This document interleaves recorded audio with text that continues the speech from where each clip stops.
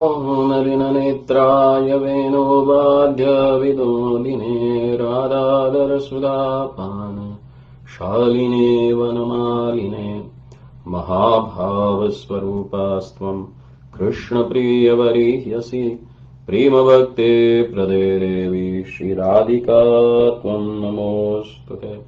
नारायणं नमस्कृत्यं नरं चैव नरोत्तमं देवीं सरस्वतीं व्यासां ततो जयमुदीरयेत्। हरे कृष्ण। तो आज हम शेष साई से भद्रवन तक चलेंगे। तो शेषशाही ये जो स्थान है जहां पे चैतन्य महाप्रभु भी अपनी ब्रजमंडल परिक्रमा के समय यहां पे आए थे और यहां पे श्री वल्लभाचार्य जी की भी बैठक है। यहां पे मनोहर कदम्ब वन और यहां पे प्रौढ़नाथ तथा हिंडोले का दर्शन भी है। यहां से थोड़ा आगे जब हम चलते हैं तो एक गांव आता है जिसको खामी गांव कहा जाता है। एक्चुअली ये उत्तर प्रदेश और हरियाणा की सीमा भाग है और ब्रज की सीमा का निर्णय करने के लिए यहां पर वज्रनाभ जी ने एक खंबा गाड़ा था और उसके कारण इसका नाम खंबहर या खामी गांव कहा जाता है। इसके पास ही वनचरी नाम का एक गांव है और ये दोनों ब्रज के उत्तर पश्चिमी सीमा को तय कर लेते हैं और यहां पे श्री लक्ष्मी नारायण जी और महादेव जी का सुंदर दर्शन है। जब हम शेषशाही से 4 मील दक्षिण की ओर और थोड़ा बहुत पूर्व की ओर जब चलते हैं तो वहां पे एक स्थान है जिसका नाम है खैरो और इसका दूसरा नाम है खेरेरो। जब बलराम जी ब्रज आए थे द्वारिका से खैर पूछने के लिए, खैर यानी मंगल समाचार पूछने के लिए ब्रजवासियों का, तो यहीं पे आके वे सबसे पहले अपने सारे सखाओं से मिले थे। फिर खैरो से 2.5 मील दूर जब हम उत्तर पूर्व में चले जाते ईशान्य की ओर तो छाता और शेरगढ़ के राजमार्ग पे आके मिलते हैं और यहां पे श्री कृष्ण की सुमधुर वंशी ध्वनि को सुनकर यमुना जी उल्टी बहने लगी थी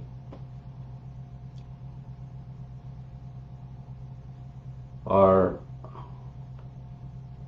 यह भगवान श्री कृष्ण का रासलीला का भी स्थान है और इसलिए इसको उजानी कहा जाता है।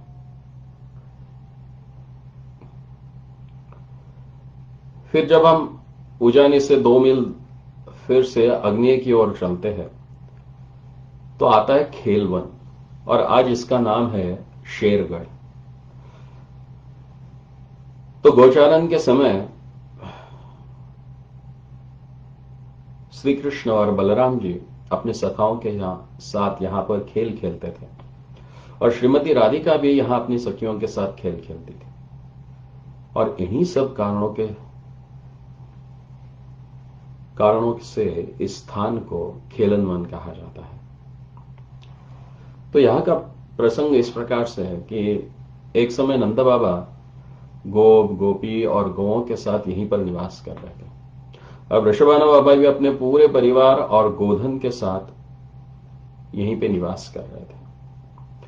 तो जटिला और कुटिला ये दोनों ही अपने आप को पूरे व्रज में सबसे प्रतिव्रता नारी समझते थे और राधिका जी प्रतिव्रता नहीं है, दोनों उनके विरुद्ध तरह तरह से अपप्रचार कर रहे थे।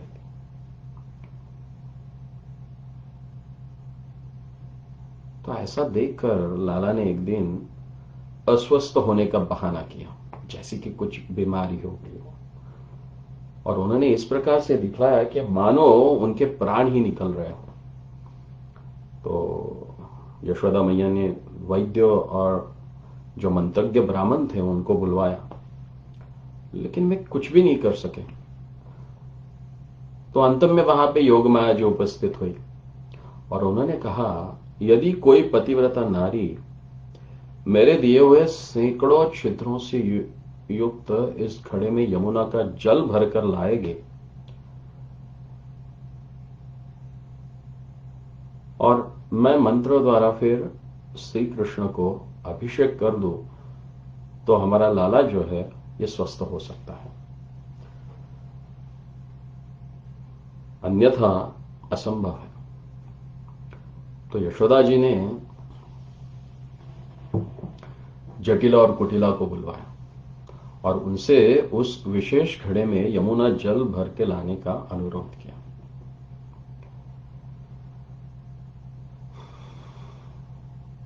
और फिर होना क्या था, बारी बारी से मां और बेटी दोनों यमुना जी में जल लाने के लिए चली गई।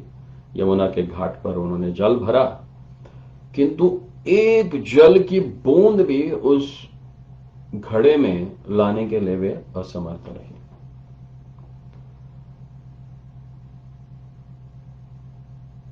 और फिर यमुना के तट पे ही उसी घड़े को वहां पे उल्टा रख के वे वापस चली आ गई।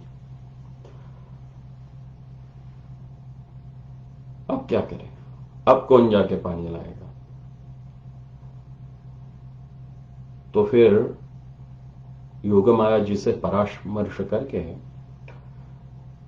यशोदा मैया ने श्री राधिका को बोला कि आप ये सहस्त्र छिद्र युक्त जो घड़ा है इसे यमुना के तट पे लेके जाइए और इसमें यमुना जल भर का आप लेके आइए। तो बस दोनों के बार बार अनुरोध के पश्चात श्री जी मान गई और वे वो घड़ा लेके यमुना जी की ओर गई और एक बूंद जल भी उस घड़े में से नहीं गिरा। और पौर्णमासी जी ने उसी जल से लाला का अभिषेक किया और अभिषेक करते ही लाला हमारे संपूर्ण रूप से स्वस्थ हो गए।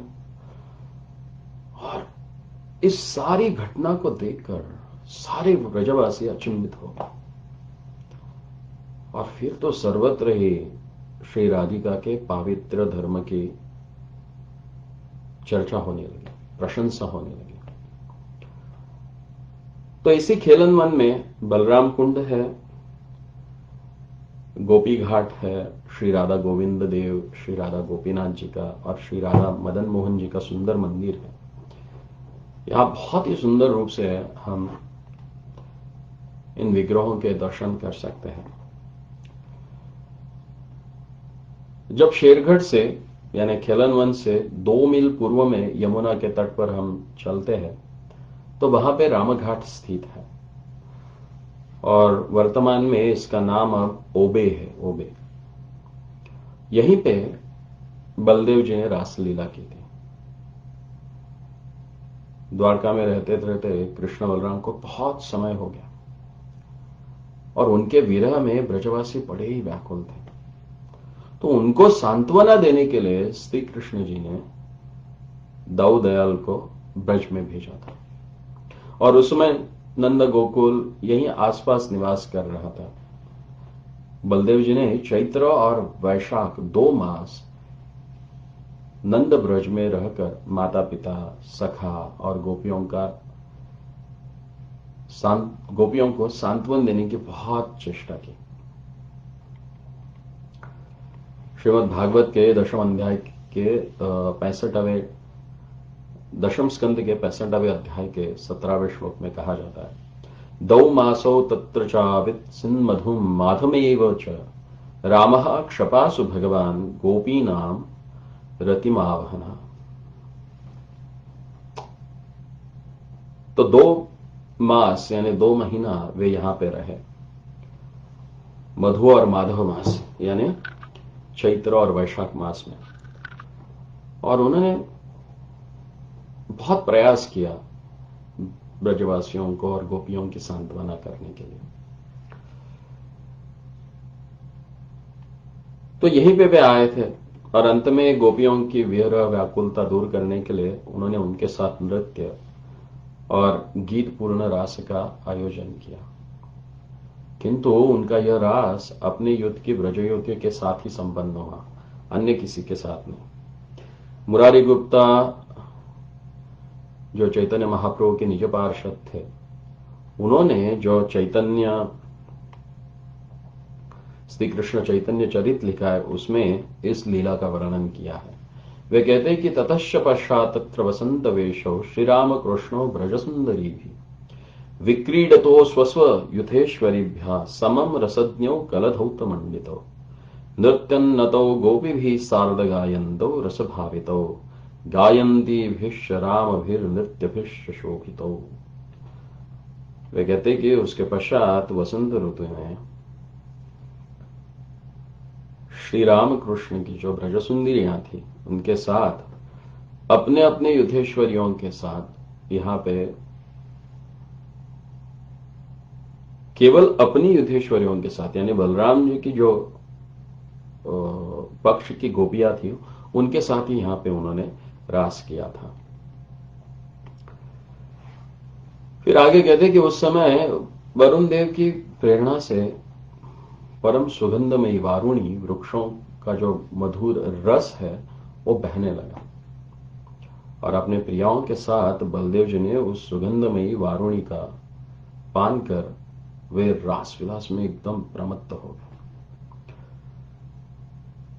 तो जल क्रीड़ा तथा गोपियों की पिपासा शांत करने के लिए उन्होंने कुछ दूर बहती हुई यमुना जी को बुलाया, किंतु वे नहीं आई। तो वे न आने पर उन्होंने अपने हल के द्वारा यमुना जी को आकर्षित किया और फिर गोपियों के साथ यमुना जल में उन्होंने वहां पे विहार किया। आज भी यमुना अपना स्वाभाविक प्रभाव छोड़कर रामघाट पर प्रवाहित होती है, आज आप देख सकते हैं। और यहां पे यमुना का पात्र बहुत विस्तीर्ण है।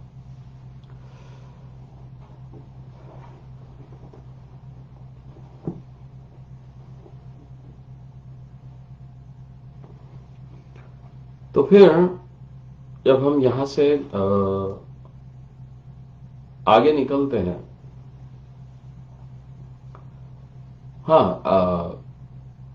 श्री नित्यानंद प्रभु जब ब्रजमंडल भ्रमण के लिए आए थे तो वे भी इस स्थान पे आए थे, क्योंकि व्रजेंद्र नंदन सचिसूत है और बलराम होइलो निताय। श्री चैतन्य महाप्रभु स्वयं श्री कृष्ण है, तो दाऊदयाल हमारे बलराम जी हैं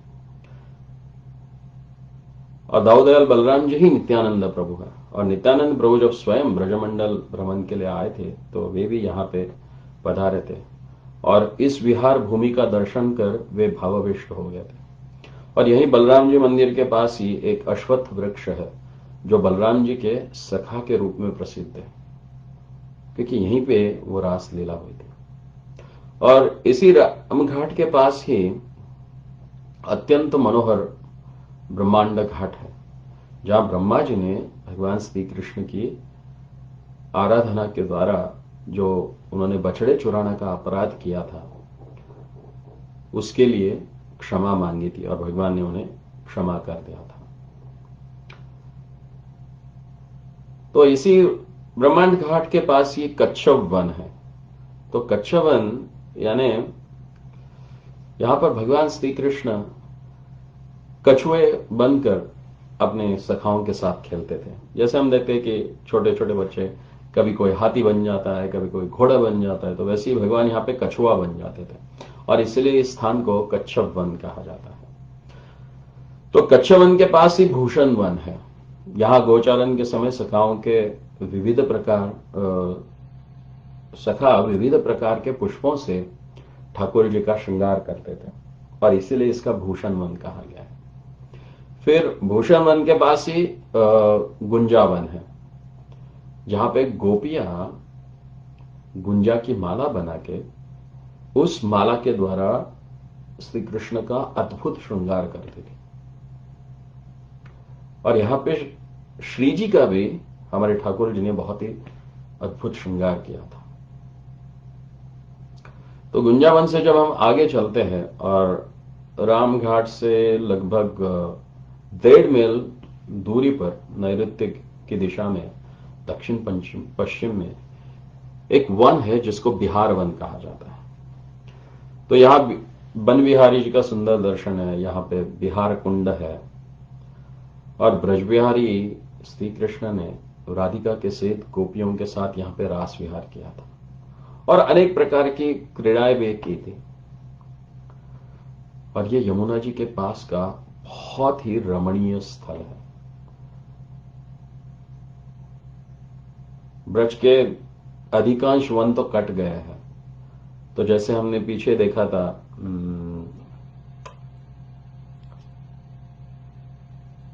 कोकिला वन, जो अभी भी थोड़ा बहुत बचा कुचा है, तो उसी प्रकार से ये बिहार वन भी कुछ अंश में सुरक्षित है और अभी भी इसमें हजारों मयूर केकाव करते हैं और वर्षा के दिनों में पंख फैलाकर नृत्य करते हैं, कोयलें कुहकती है और इसमें सुंदर सुंदर कदम्ब खंडियां है और व्रजलताएं हैं। बहुत सुंदर है यहाँ का दर्शन। अगर यहाँ पे आप रिसर्च करके अगस्त सितंबर के दरमियान आप जाओगे, क्योंकि जस्ट वर्षा ऋतु खत्म होने वाली होती है, तो बहुत सुंदर रूप से पूरा हरा भरा वन, मनोरम वन यहाँ पे आपको देखते हैं। और यहाँ की जो गौशाला है वो बड़ी सुंदर सुंदर गौएं हैं वहां पे, और खास करके थारपारकर जो भारत और पाकिस्तान के सीमा है, सीमा प्रांत में गुजरात की जो थारपार जंगल है, वहां की जो सुंदर थारपार और गीर की जो गाय है वे बहुत यहाँ पे सुंदर है। और अब जब भी जाओगे तो देखे कि कई बार आपको फुदकते हुए बछड़े यहां वहां दौड़ते हुए दिखते हैं, मत्त सांड करते हुए आपको दिखाई देंगे वहां पे। तो ये सारा दृश्य देखने के बाद आपको लगेगा कि आप सही में उस ब्रज में आए हो जब लाला हमारा यहाँ पे गोचारण किया करता था। उसकी जो मधुर स्मृति है वो आपके हृदय में जागृत हो सकती है। तो जीवन में कभी आपको इस वर्षा ऋतु के पश्चात या वर्षा ऋतु के दरमियान जब कभी आपको अवसर मिले तो निश्चित रूप से इस बिहार वन की गौशाला को आप भेंट दें।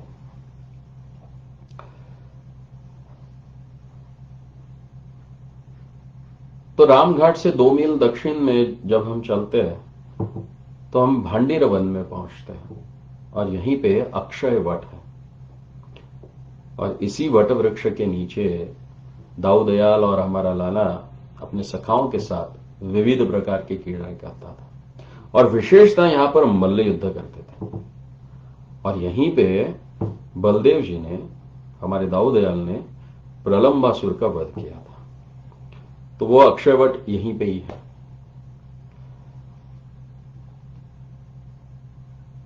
यहां पे कई सारी लीला हुई कि जैसे एक बार उन्होंने प्रलंबासुर को मारा।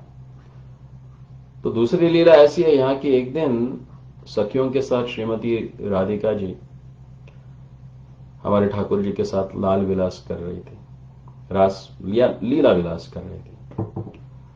और तब उन्होंने ठाकुर जी से कहा कि हे प्राण वल्लभ, आप बड़ी डींगे हाँकते हैं कि आप मल्ल विद्या विशारदों को भी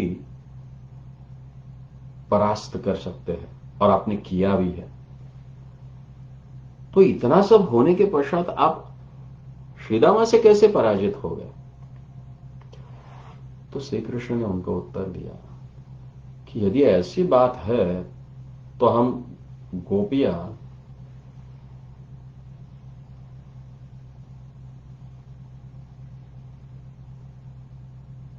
तो लाला ने कहा, लाला नहीं एक्चुअली श्री जी ने कहा कि यदि ऐसी बात है तो हम गोपियां आपसे मल्ल युद्ध करने के लिए प्रस्तुत है। यदि हमें आप पराजित कर देंगे तो हम समझेंगे कि आप यथार्थ में सर्वश्रेष्ठ मल्ल है। तो लाला बोला, अरे ऐसे कैसे हो सकता है, ये श्रीरामा कैसे मुझे हरा सकता है, ये सब मिथ्या है।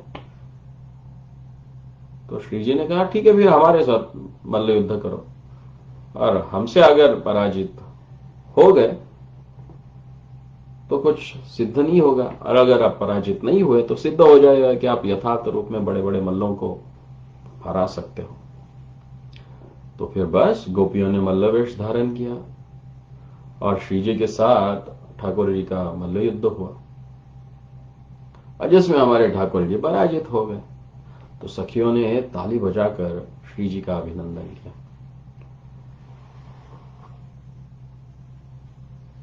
और ये स्थान अपने सखाओं के साथ मल्ल युद्ध और कसरत करने का होने के कारण ही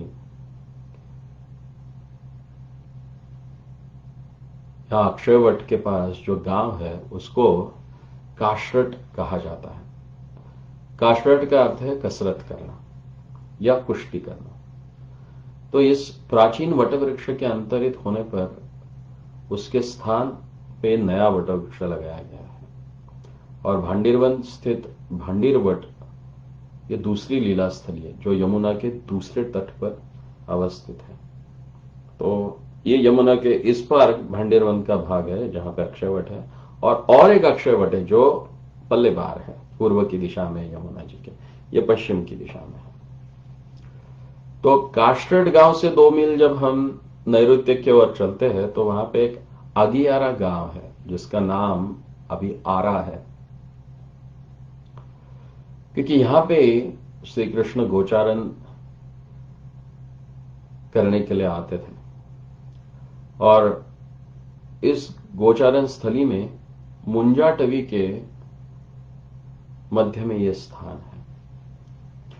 तो यहां की लीला बहुत सुंदर है। कहते हैं कि सखाओं के साथ श्री कृष्ण भांडीरवट की छाया में खेल रहे थे, और पास ही गौवे यमुना का जलपान कर रही थी, हरी भरी घास खा के पूर्ण मैदान में चल रही थी, और चलते चलते चलते दूर मुंजाटवी में पहुंचे।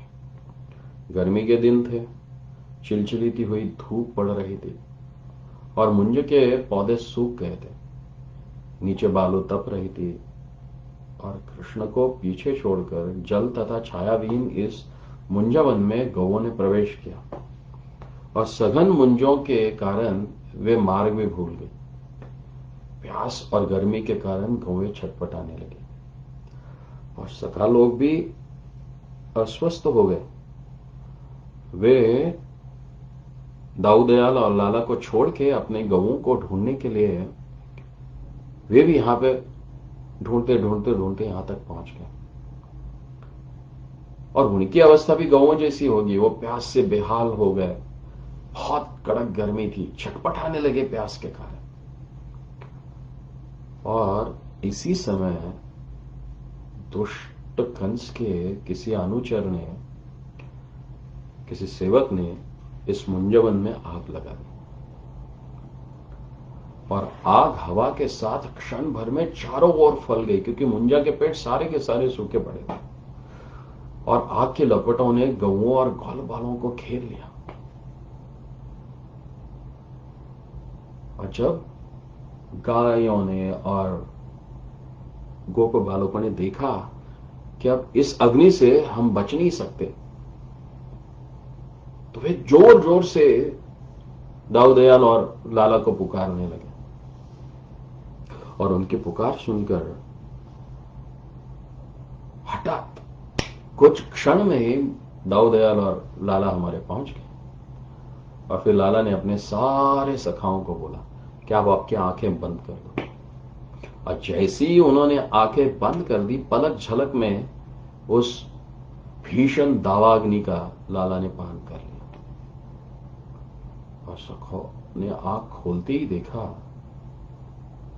कि वे सभी भांडीरवन वट की सुशीतल छाया में कृष्ण और बलदेव के साथ खड़े हैं, और तथा पास में गौवे भी आराम से बैठी हुई है, शांत बैठी हुई है।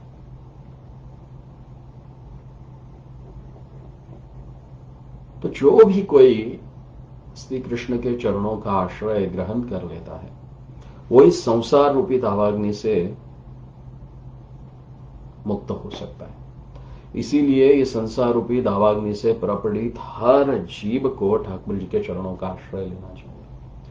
भजहु रे मन श्री नंदनंदन अभय चरणार इंदरे।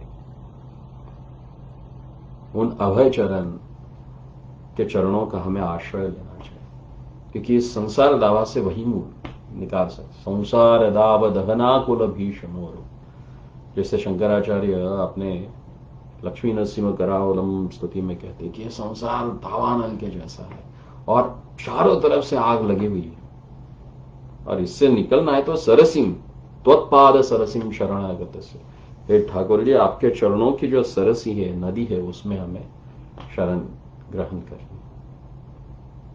तो इस मुंजाटवी का दूसरा नाम इशिकाटवी भी है।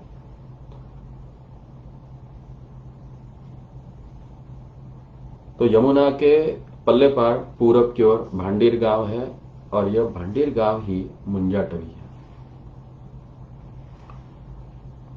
तो अक्षयवट की पूर्व दिशा में 1 मील की दूर यमुना के तट पर एक सुंदर वन है जिसको तपोवन कहा जाता है। गोपकन्याओं ने श्री कृष्ण ही हमारे पति हो, इस कामना से यहां पे आराधना की थी, और कहते हैं कि ये गोपकन्याएं वे हैं जो पूर्व जन्म में दंडकारण्य में श्री रामचंद्र जी को पाने के लिए लालसा से तपस्या में रत थी, और श्री रामचंद्र की कृपा से द्वापार में वे सब गोपी के जन्म से, गोपी के गर्भ से उन्होंने जन्म लिया। तो इनमें जनकपुरी की राजकन्याएं भी सम्मिलित थे, जो सीता जी के भांति श्री रामचंद्र जी से विवाह करना चाहती थी, और वे सभी श्री रामचंद्र जी की कृपा से द्वापर युग के अंत में ब्रज में गोपकन्याओं के रूप में जन्म ले ली थी। तो इन्हीं ब्रज गोपियों की श्री कृष्ण प्राप्ति के लिए आराधना का जो स्थल है वो यही तपोवन है। तो ब्रज की श्री ललिता, विशाखा आदि नित्य सिद्ध गोपियां, और वे श्री राधा जी की काया व्यूह स्वरूपा है। उन्हें किसी चीज की, उन्हें श्री कृष्ण प्राप्ति के लिए तपस्या की आवश्यकता नहीं, क्योंकि ठाकुर जी तो उनके ही है।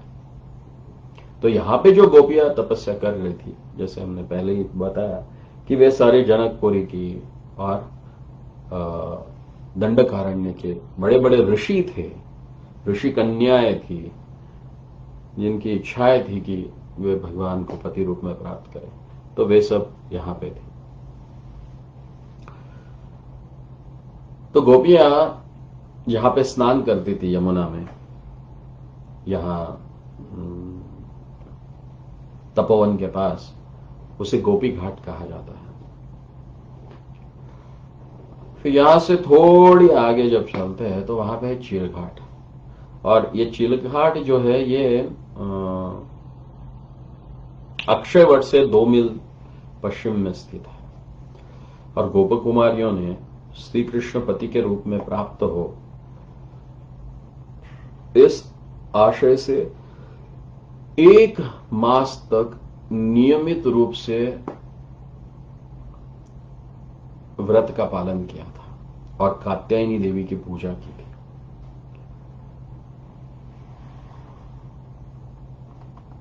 श्रीमद् भागवत के 10वें स्कंध्या के 22वें अध्याय में इसका वर्णन है। कात्यायनी महामाये महायोगिन्यधीश्वरी नंद गोपसुतम देवी पतिं मे कुरुते नमः।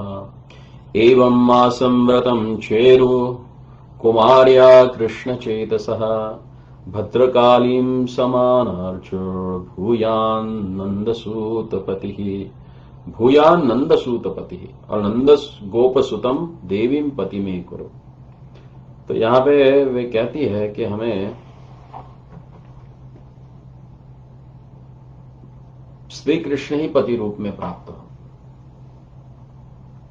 और फिर इस व्रत के अंत में कुछ प्रिय निर्म सखाओं के साथ श्री कृष्ण ने गोपियों का यहां पे वस्त्रहरण किया था, और उनकी अभिलाषा पूर्ण होने का वरदान उनको दिया था। तो यमुना के तट पर यहां पे कात्यायनी देवी का मंदिर है, और वर्तमान में इस गांव का नाम अभी सियारो है। तो गोपी घाट से 2 मील जब हम दक्षिण की ओर, अक्षयवट से 1 मील आग्नेय की ओर जब चलते हैं, तो वहां पे एक घाट है जिसको नंद घाट कहा जाता है। तो एक बार नंद महाराज एकादशी का उन्होंने व्रत किया और द्वादशी के लगने पर रात्रि की बेला में वे इसी घाट पर स्नान करने आए थे। और यह आसुरिक वेला होने के कारण वरुण के दूतों ने उनको पकड़कर वरुण देव के सामने लाए। और यमुना जी में महाराज नंद के अदृश्य होने का समाचार पाकर सारे ब्रजवासी बड़े दुखी हो गए और वे रोने लगे।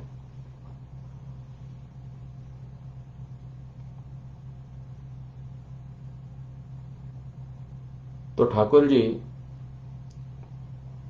उन्होंने बलदाव जी को बोला कि आप इनकी देखभाल करो और मैं जाके आता हूं। और फिर ठाकुर जी हमारे गए वरुण लोग। और जब वरुण देव ने ठाकुर जी को देखा तो उनकी बहुत सुंदर स्तुति की, उनका स्तव किया, स्तुति गान किया और कई सारे उपहार स्वरूप उनको नाना प्रकार के मणि, मुक्त, फिर रत्नालंकार आदि उन्होंने भेंट किए। तो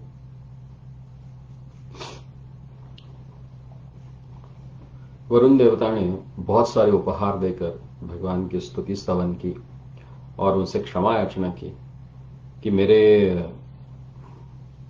सेवकों द्वारा यह अपराध हो गया कि वे नंद बाबा को यहां पर लेके आए। और फिर ठाकुर जी नंद बाबा को वापस लेकर इसी स्थान पे आए और सारे ब्रजवासियों से मिले। तो इसलिए इसी स्थान को नंद घाट कहा जाता है। फिर यहां पे एक दूसरा लीला प्रसंग है और वो है जीव गोस्वामी के बारे में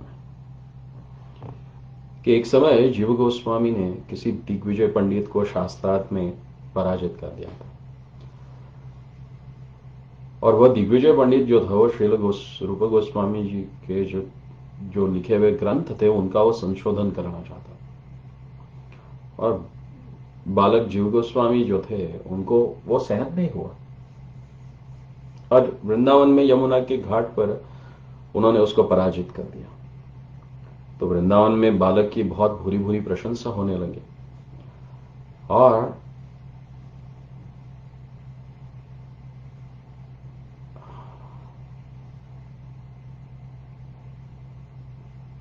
तो इस पंडित बालक की जो विद्वत्ता थी उसकी भूरी भूरी प्रशंसा होने के पश्चात वे लोग श्री रूप गोस्वामी से पूछने लगे कि इस बालक का परिचय क्या है। तो श्रील रूप गोस्वामी ने नम्रता के साथ कहा कि ये मेरे भाई का पुत्र है तथा मेरा शिष्य है।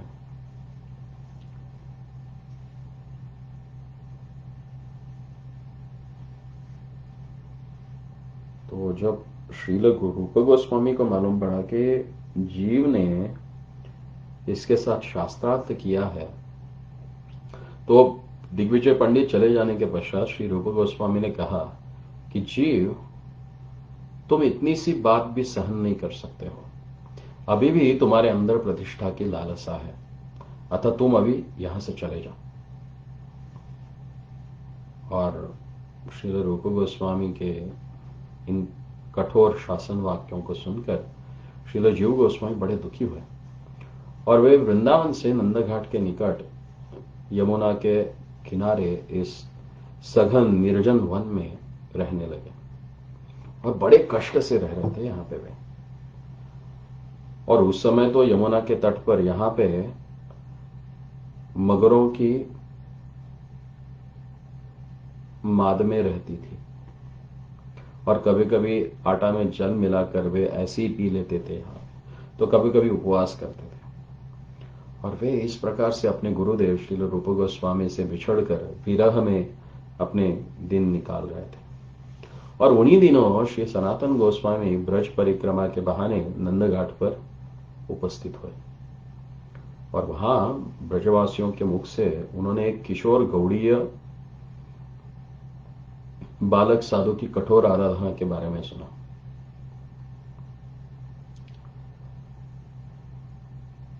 केवल उस कठोर आराधना नहीं बल्कि उनकी भूरी भूरी प्रशंसा भी सुनी।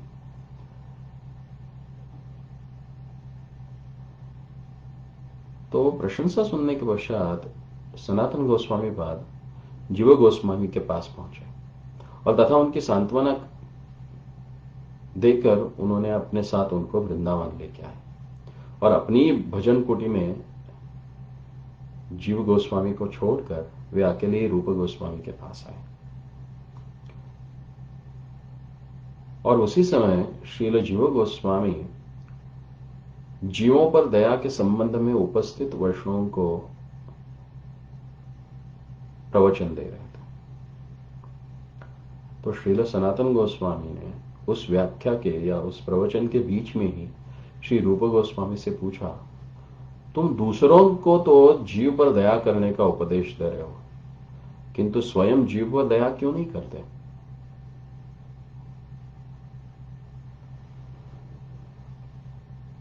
तो श्रील रूप गोस्वामी ने अपने बड़े भाई और गुरु श्रील सनातन गोस्वामी की ये जो पहली थी उसका रहस्य उनके समझ में आया और वे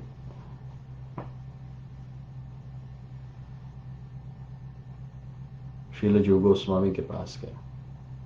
एक्चुअली उनको उन्होंने बुलाया और उनकी चिकित्सा वगैरह करके पुनः से अपनी सेवा में उनको नियुक्त किया और अपने पास ही रखा।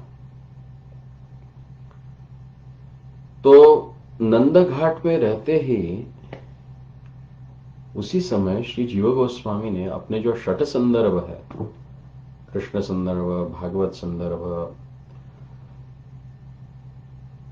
परमात्मा संदर्भ, ऐसे जो सारे षट संदर्भ है उनके प्रणयन की शुरुआत यहीं पे उन्होंने की थी और यहां पर अभी भी श्री जीव गोस्वामी का स्थान है। श्री जीव गोस्वामी की गुफा के रूप में वो प्रसिद्ध है।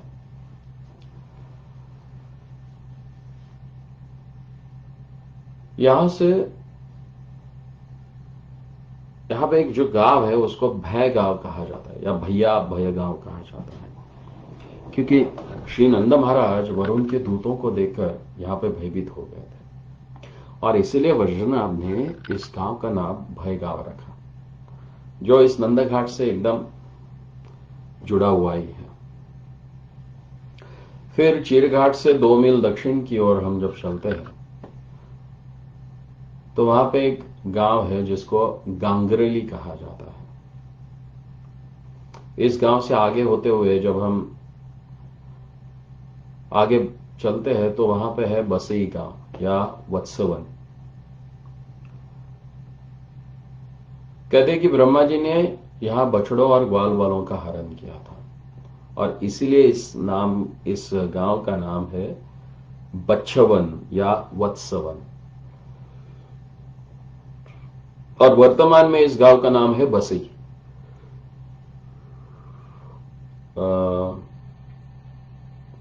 क्या नाम है इनका? वज्रनाभ जी ने जब ये गांव बसा था उस समय उन्होंने इसको वत्सवन गांव लिखा था। तो यहां पे श्री वत्स विहारी जी का मंदिर है, ग्वाल मंडली जी का स्थान है, फिर ग्वाल कुंड है, यहां पे हरिबोल तीर्थ भी है और श्रील वल्लभाचार्य की बैठक भी है।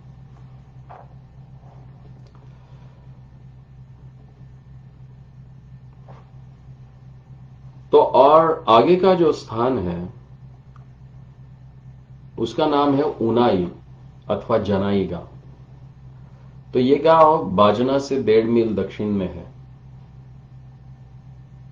तो यहां श्री कृष्ण अपने सखाओं के साथ बैठकर भोजन लीला करते हैं और इस भोजन लीला से विमोहित होकर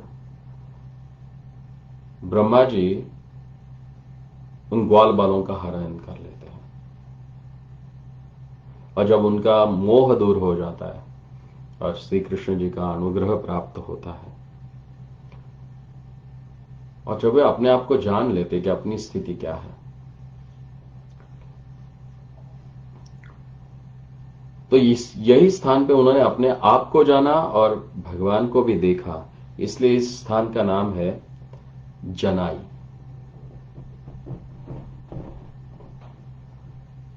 यहां से थोड़ी आगे एक स्थान है जिसको बालहरा कहते हैं। तो यहीं से बालकों का ब्रह्मा जी ने हरण किया था, इसलिए इसको बालहरा कहा जाता है। तो जनाई गांव से जब हम 1 मील पश्चिम की ओर जब जाते हैं तो वहां पे एक स्थान है जिसको कहते हैं परखम, क्योंकि यहीं पे ब्रह्मा जी ने भगवान श्री कृष्ण की परीक्षा ली थी कि सखाओं के साथ बैठकर ब्रह्मा जी ने देखा कि कृष्ण उनका उच्छिष्ट भोजन खा रहे हैं। तो उनके भगवत्ता की परीक्षा यहां पे ब्रह्मा जी ने की। इसी के कारण इस गांव का नाम जो है वो परखम है। तो परखम से हम थोड़ा आगे जब 1.5 मील पश्चिम की ओर या दक्षिण पूर्व यानी अग्नेय की ओर जब चलते हैं तो वहां पे गांव है जिसका नाम है सेई।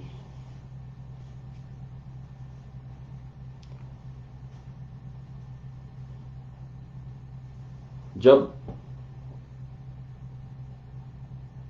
ठाकुर जी की माया से मोहित होकर ब्रह्मा जी ने बछड़ों का और ग्वाल बालकों का हरण किया था और उनको कहीं गुप्त स्थान में रखा था, और जब 1 वर्ष के पश्चात वे वहां पे आए और उन्होंने देखा कि वही गोपबाल और वैसी श्री कृष्ण के साथ खेल रहे और वहीं पे गाय भी गोचारण कर रही है, तो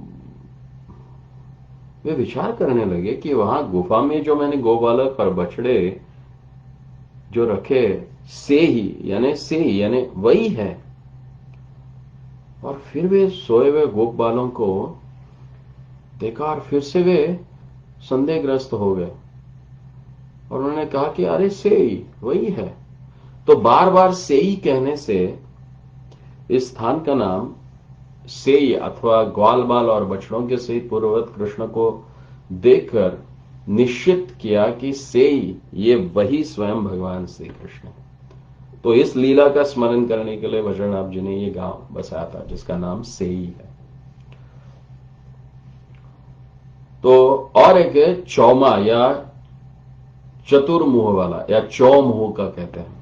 तो यह चौमा जो स्थान है, यहां ब्रह्मा जी ने भयभीत होकर भगवान के सामने प्रायश्चित्त करने के लिए अपने चारों मुखों से भगवान श्री कृष्ण की स्तुति की थी, और उसी के कारण इस स्थान को चौमुहा कहा जाता है। तो चौमा से 1 मील दूरी पर अजय नाम का गांव है जहां पे ठाकुर जी ने अघासुर को मारा था।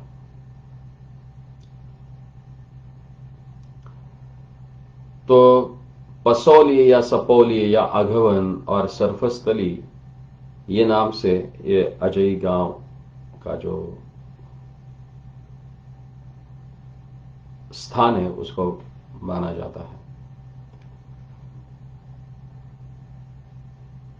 तो अजगर सर्प रूपधारी जो अघासुर आया था भगवान को मारने के इच्छा से, तो भगवान ने उसका यहीं पे ही उद्धार कर दिया था। फिर हम जब आगे चलते, अघासुर का वध होने के पश्चात आकाश में स्थित जो देवता है वे भगवान श्री कृष्ण की जय हो जय हो जय हो ऐसी ध्वनि करने लगे, और वही ध्वनि आसपास के सारे वनों में गुंजार होने लगा। और फिर ग्वाल बाल भी जोर जोर से चिल्लाने लगे, जय हो जय हो जय हो। पूरा आकाश मंडल उससे व्याप्त हो गया। और इसी प्रकार भगवान श्री कृष्ण की अघासुर पर विजय की जो गाथा है उसकी स्मृति के कारण इस स्थली का नाम जात हुआ। यहां के एक तालाब में सर्प की मूर्ति है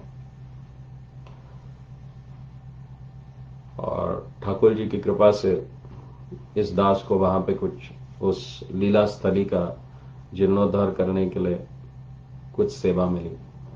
यहां पे जो सर्प की आकृति है, जो सर्प की मूर्ति है, उसके ऊपर छत्र बनाने का और वहां का जो जैत कुंड है उस कुंड का पुनर्निर्माण करने का अवसर ठाकुर जी की कृपा से हमें प्राप्त हुआ।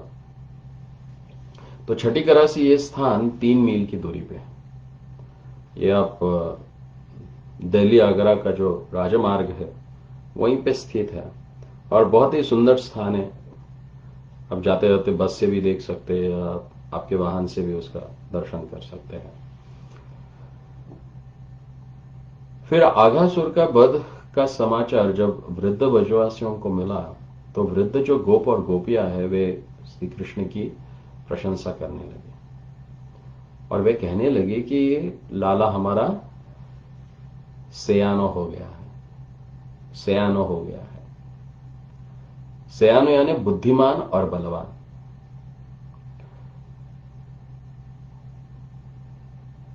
तो महाराज वज्रनाभ ने इस स्थान का नाम उन्होंने सयानो रखा और यह अजय से 2 मील दूर पे स्थित है।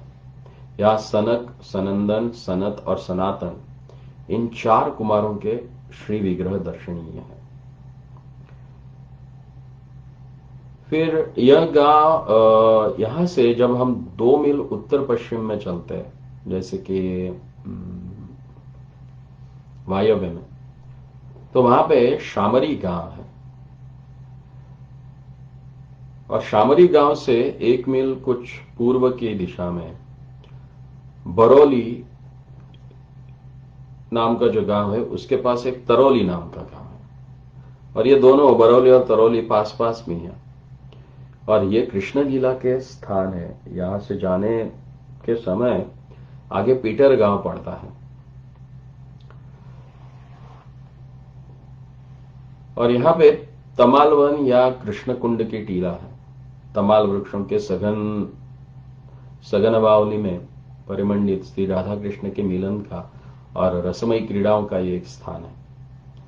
कहते कि एक समय हमारे रसिक बिहारी ठाकुर जी श्री कृष्ण सखियों के साथ राधा जी से इसी तमाल कुंज में मिले थे और तमाल वृक्षों से लिपटी हुई ऊपर तक फैली नाना प्रकार की लताएं और वल्लरियां बड़ी सुहावनी लग रही थी और श्री कृष्ण ने प्रिया जी को इंगित करके पूछा, यह लता तमाल वृक्ष से लिपटी हुई है, क्या कर रही है?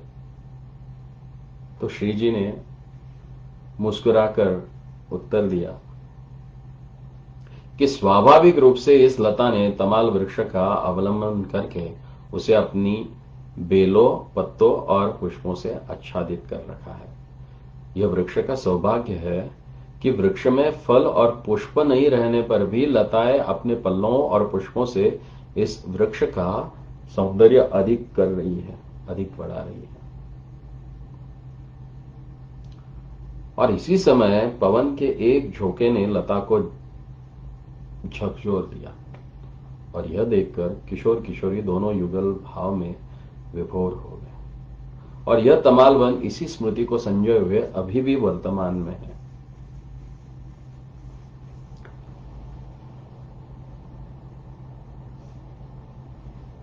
फिर यहां से थोड़ा हम आगे जब चलते हैं तो यहां पे एक गांव आता है, इसका नाम है आटस।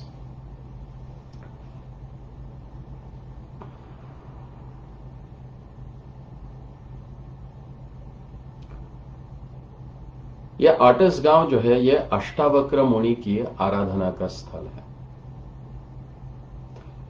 तो अष्टावक्र शब्द का ही अपभ्रंश आटस हो गया है और यह जनाई गांव से 4 मील दूर, वृंदावन से 6 मील के दूरी पर है।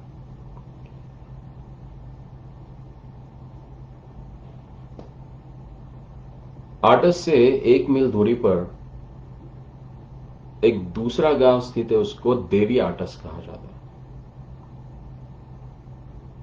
और यह स्थान यशोदा माता जी के गर्भ से एक साथ उत्पन्न भगवान श्री कृष्ण की जो अनुजा है एकांशा देवी, ये उनका स्थान है।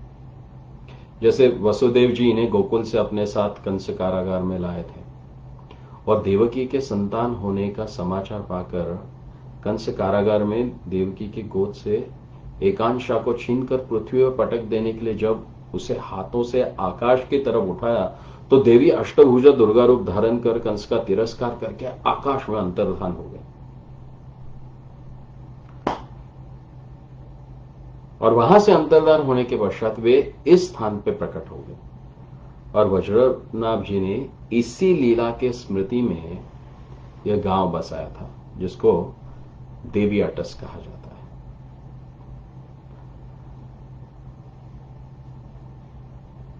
तो यहां से आगे एक गांव है जिसको मघेरा कहा जाता है।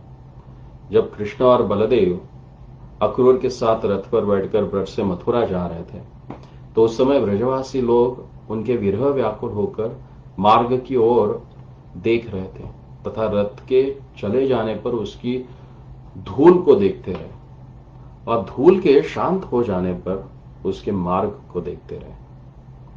मग हेरा अथवा मार्ग की ओर देखने से महाराज वज्रनाभ ने इस लीला की स्मृति में इस गांव का नाम मघेरा रखा।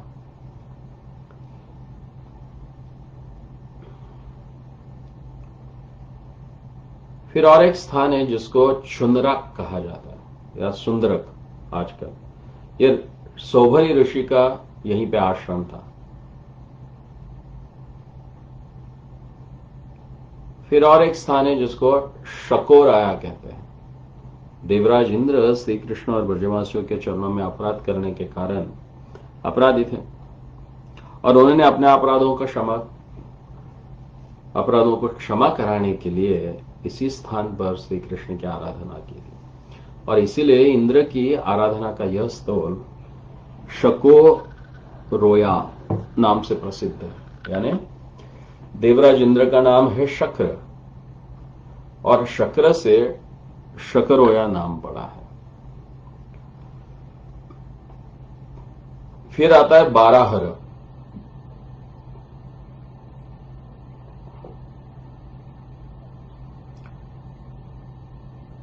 ये गांव हजरा गांव से 1 मील नैऋत्य की दिशा में है। इस गांव का नाम अभी वर्तमान में बरारा है लेकिन ये था वराह क्योंकि इसी स्थान पर गोचारण के समय लाला ने सखाओं के साथ वराह के रूप में क्रीड़ा की थी। वराह का आवेश करके उन्होंने यहां पे क्रीड़ा की थी। और फिर यहां से थोड़ा आगे एक गांव है जिसको हरासली कहते हैं। यहां श्री कृष्ण की रासस्थली है और पास में ही सुरखुर गांव है। तो ये सेई से 1.5 मील और बसाई नामक जो तो गांव है वहां पे ही बढ़ता है। तो यहां तक हम पहुंच गए और इससे आगे फिर हम चलते हैं श्री भद्रवत। भविष्य तो पुराणे में कहा गया है कि भद्राय भद्र रूपाय सदा कल्याण वर्धिने अमंगलच्छिदे तस्मै नमो भद्रवनाय च। हे भद्र स्वरूप भद्रवन, आप सर्वदा सबका कल्याणकारी तथा अमंगल नाश करने वाले हो। आपको हम पुनः पुनः नमस्कार करते हैं। तो नंदघाट से 2 मील दक्षिण पूर्व यमुना के उस पार ये लीला स्थली है। तो अभी हमने जो स्थान भेंट किए, जिन लीला स्थलियों के बारे में चर्चा की, वे सब यमुना जी की पश्चिम तट के जो वन थे वहां हम गए थे।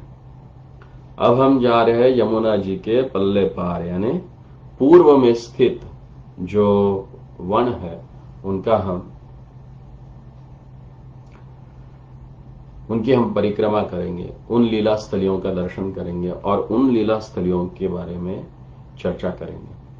और ये चर्चा हम कल से शुरू करेंगे। बोलो श्री कृष्णचंद्र भगवान की जय, श्री नंदनंदन श्याम सुंदर की जय। हरे